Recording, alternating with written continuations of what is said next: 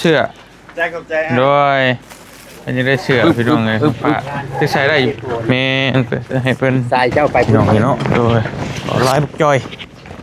มาแต่หาเงินได้แต่เก่าเนี่ยยามาแต่ไทยได้แบกตุ้งต้วย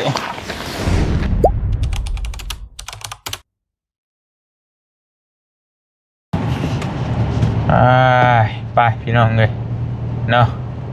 เปิดภาพมาวันนี้ก็อยู่รถอยู่ล่าคือเก่าออกมาตวัดพี่น้องเลยไปถวายเงินเมื่อกี้นี่บุญกฐินแต่ไปพระท่านซ้ำเนาะเพิ่นก็เทศกันอย่างเรียบร้อยเรียบร้อยมีแต่รับประทานอาหารนะเพิ่นก็ออกมาบ้านนี้เอาก็สิไปเอาเสื้อผ้ามี FC ท่านหนึ่งเพิ่นอยู่ในสวรรค์เขตนี่แหละเพิ่นก็เห็นบ่เตียงไปแจกผู้แจกคนเพิ่นก็เลยว่ามีเสื้อผ้าให้ไปเอาว่าซั่นพี่น้องเอ้ยบ่เตียงก็เลยไปหาเอาเนาะพี่น้องเนาะเสื้อผ้าไปแบ่งปันกันไปแจกจ่ายให้กับพี่น้องสักหน่อยก็ผ้าห่มผ้าเพได้พี่น้องก็เป็นยามหนาวเด้อดิฮอดยามหนาวแล้วบัดนี้แจกผ้าห่มผ้าเพเนาะโตรถขึ้นหลายแท้วันหยุดอยู่ขึ้นหลายเนาะวันเสาร์เด้อมื้อนี้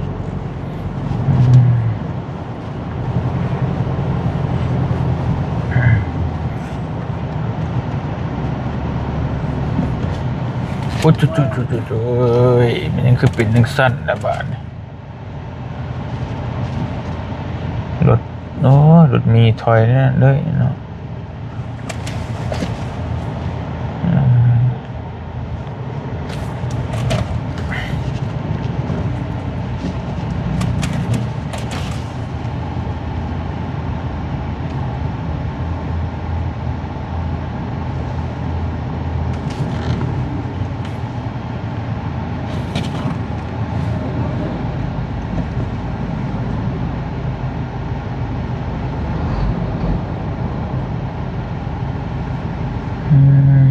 มีอย่างนี้เฮ้ยผมเห็นนะ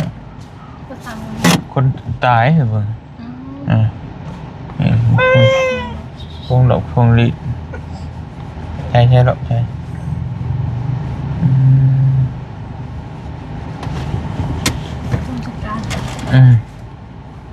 คิดไปทีนี้เป็นรถทัวร์เลยใช่หรอกใช่นอน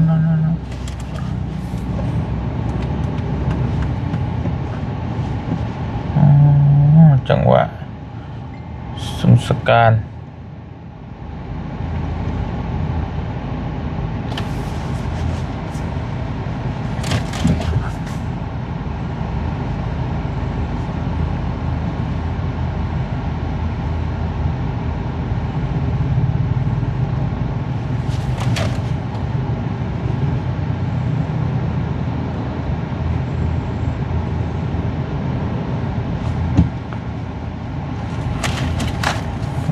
รถติดเป็นติดพี่น้องในบ้านนี่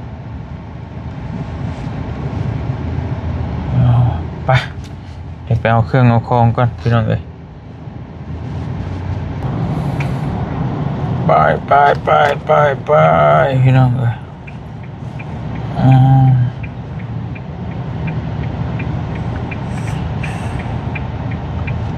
ใช่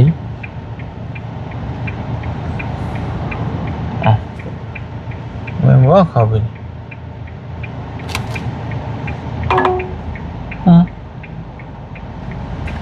โอ้เขานี้โอ้ยเนาะหอมมันนี่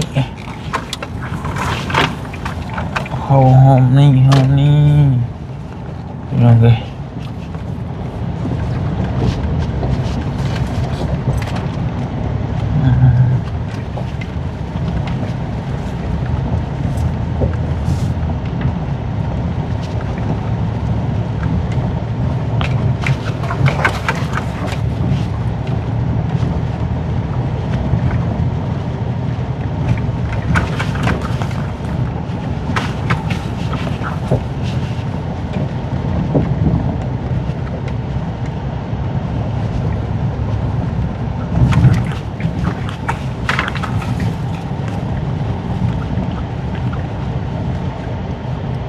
บ่เคยเข้ามาจักเทื่อเลยพี่น้องเอ้ยเนาะอยู่ในใกล้บ้านอยู่แต่บ่เคยเข้ามาซอกซอยแบบนี้จักเทื่อเป็นแนวนี้เนาะ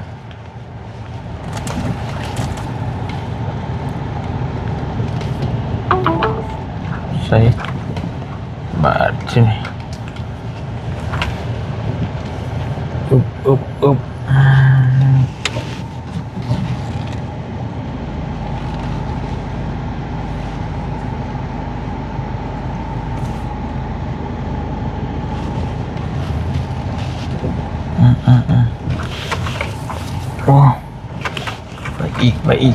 ไปอีก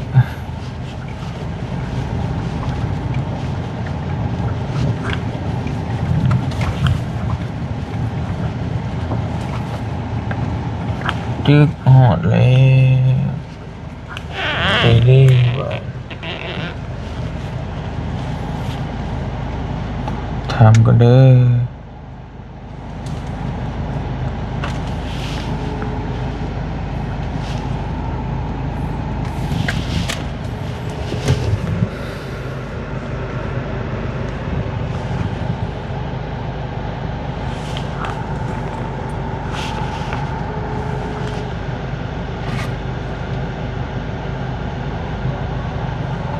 เจ้าสบายดีข่อยมาฮอดแล้วดูนี่แหละตามเจ้าทรงโลเคชั่นให้มันอยู่ตัวหน้าเฮือนนี่บ่มีกกม่วงกกเผา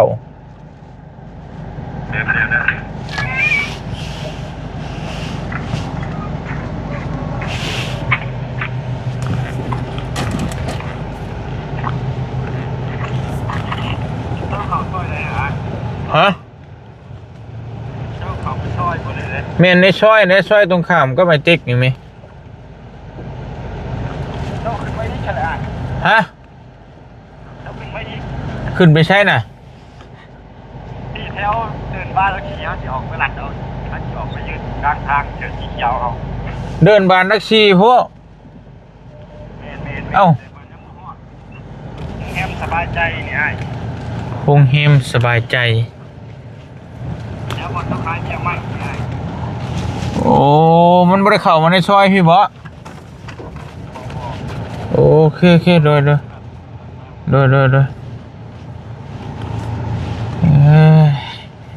เป็นแน่นี่วะเฮ้แบบนี้แล้วบอลี่ชงให้ลงทางเมื่อนั้นกัน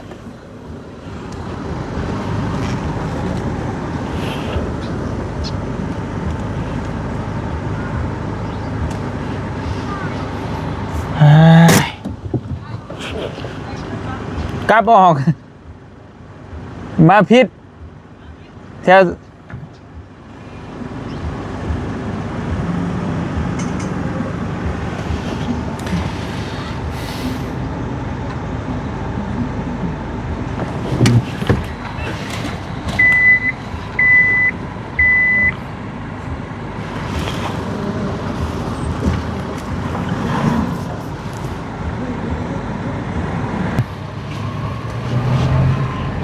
ไป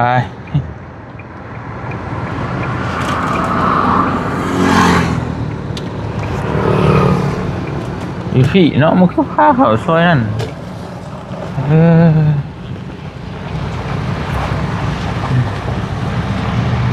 ไป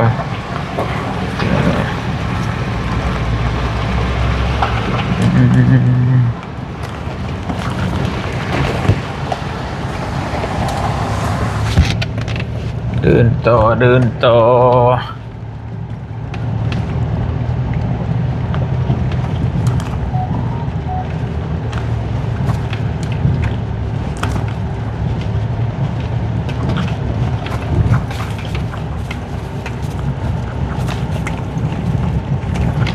ใส่รีบก่อนนี่บอกเลยเอาน้ำไรได้เนี่ยโอ้ยหันบ่โอ้ยเนาะเอาเส้น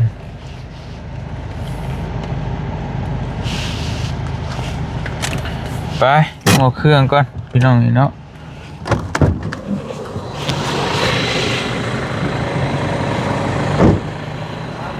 แม่นแม่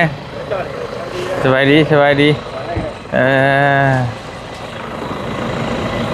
จะข้าวหนึ่งก็ได้เนาะ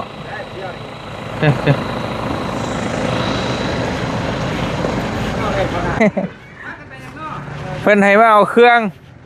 เอาเสื้อผ้าไปแจกโอ้ขอบใจได้หลายพอโดย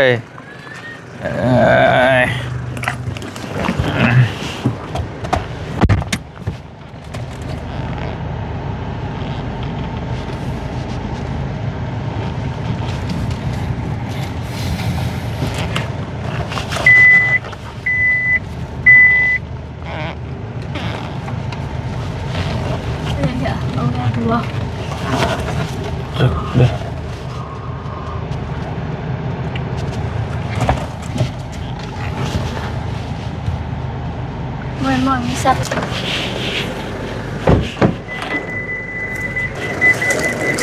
ไปพี่น้องเลยโดยเอาผู้บ่าวโดยจะ XL ได้เลยจะมา L มันจะฮะใหญ่บ่ได้ไอ้เอามาให้ใหม่ก็ได้จ้ะเอาถือไว้ก่อนผมดูไม่รู้ไข่จะมาโดยเสื้อใจกับใจโดยอันนี้ได้เสื้อพี่น้องเลยฝากจะใส่ได้อยู่บ่บุใส่ L ได้บ่หรือเอา XL บ่จะมา L จะมาไม่ได้เนาะอันนี้ XL สีแดงจะมาสีขาวบ่สีได้ก็ได้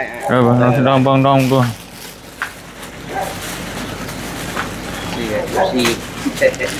แต่นี่เป็นสีขาวเอาสีขาวบ่เอาสีขาวก็ฮะเอาสีแดงบ่แม่ได้บ่โอเคโดยฮะเอาขึ้นนี่เขาน้องเพิ่นนี่เนี่ยก็ค่อยที่ไปเวียกต่อขี่มาได้บ่ได้เอามาอีกบ่เป็นหยังเดี๋ยวไปหาใส่ใหม่ก็ได้ฮะปุ๊บมันเฮียนนะโอเอาแล้วสามี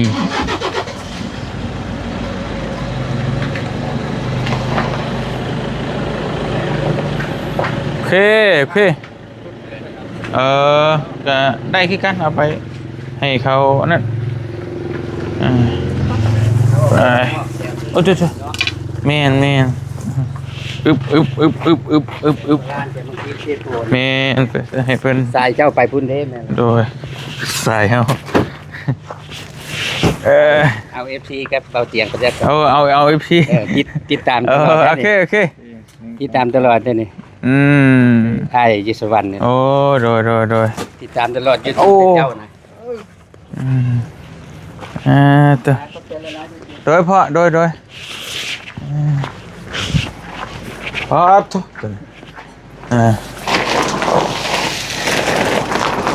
ได้ต้องยกรถพี่น้องลายบุกจอยมาแต่หาเงินได้แต่เก่าเนี่ยยามาแต่ไทยได้แบกตุ้งต้วยเสื้อผ้าบ่อน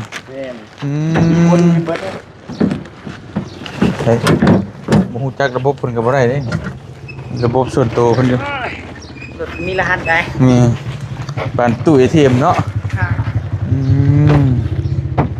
สบายดีเด้อโดยออกไปเลยบ่ได้เลยน้ำเย็นก่อนได้แล้ว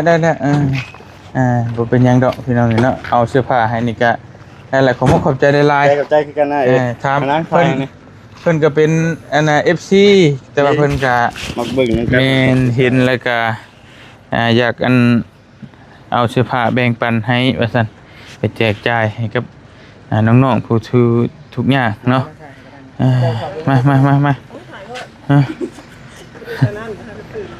าก็ตื่นนอน1 2 3ได้กดบ่ได้ป่ะได้ละ1 2 3กดบ่ได้ไงฮะโทรศัพท์มาก็ได้โทรศัพท์ไอ้ก็ได้เดี๋ยวส่งให้แล้วมี WhatsApp อยู่โอเคเอาขอบใจคือกัน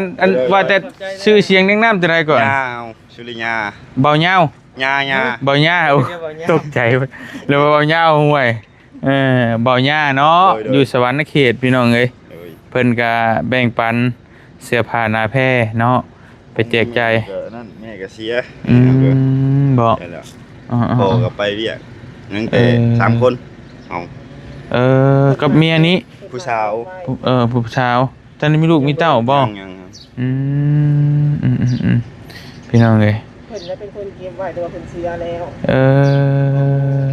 ตูเมนะ แมน โดยปัญหากับเสียนี่บ่ เชียร์ได้โดนเตะเบื่อ โอ้โดยเสียใจนำเด้อเนาะพี่น้องเอ้ย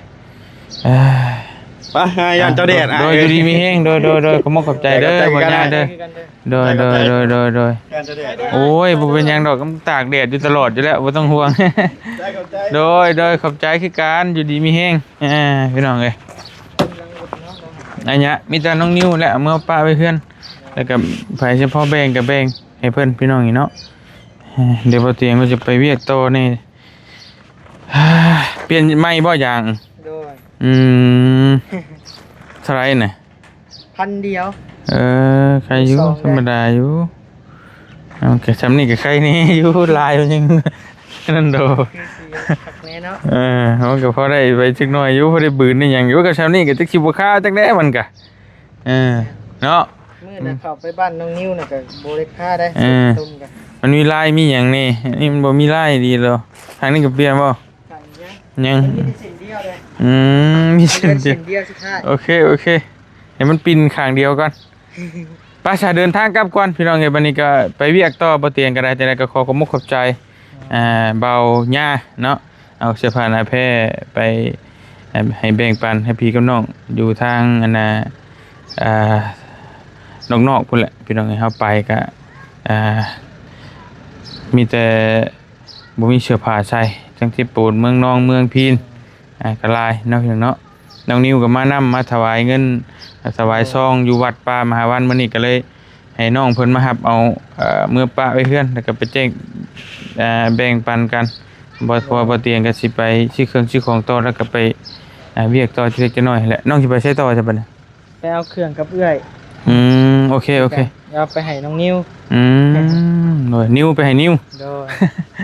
โอเคอยู่ดีมีแฮงบ่จะคุยทุกคนพี่น้องให้เดินทางก่อนสวัสดีเด้อพี่น้องเด้อบ๊ายบายไปวันแดด